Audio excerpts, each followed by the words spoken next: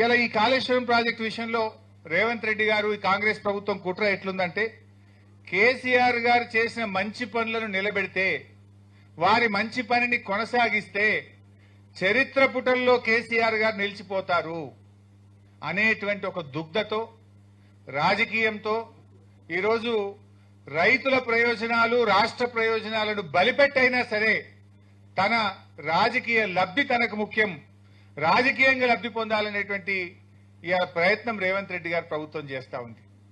నాయకుడు అనేవాడు ఎప్పుడైనా రాజకీయం కంటే రాష్ట్ర ప్రయోజనాలు ముఖ్యం. రాష్ట్రం కోసం ఒక నాయకుడు పనిచేయాలి, ఆ నాయకుడే నిజమైన నాయకుడు అవుతాడు. ఇలా కేసీఆర్ గారు చేసిన ప్రతి పని కూడా సాగునీటి రంగంలో 100 ఏళ్ల ముందుకు ఆలోచించి ఆయన నిర్ణయాలు తీసుకున్నారు.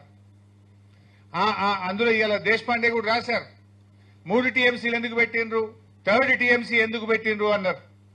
మన గోదావరి నదీ జలాల్లో మన రైట్ ఎస్టాబ్లిష్ చేసుకోవడానికి, రేపు ఒక 50 ఏళ్ల తర్వాత నీళ్ల కరువు వస్తే ఆ వరద దినాలు తగ్గినప్పుడు కూడా నీళ్లు లాక్కొని మన రిజర్వాయర్లలో నిలుపుకోవడం కోసం దూరదృష్టితో 3వ టీఎంసీ పెట్టారు. ఇప్పుడు నాగార్జున సాగర్ శ్రీశైలం కట్టినాడు, ప్రతి సంవత్సరం వరదలు వస్తుండే.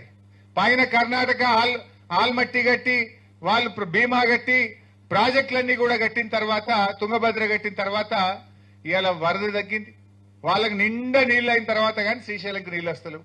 ఎస్ఆర్ఎస్పీ కట్టినప్పుడు కూడా బ్రహ్మాండంగా గోదావరిలో నీళ్ళు వస్తుండే. మీద మహారాష్ట్ర బ్యారేజీలు కట్టి ప్రాజెక్టులు కడితే ఇవాళ ప్రతి 2-3 సంవత్సరాలకు ఎస్ఆర్ఎస్పీలో కరువు వస్తా ఉంది.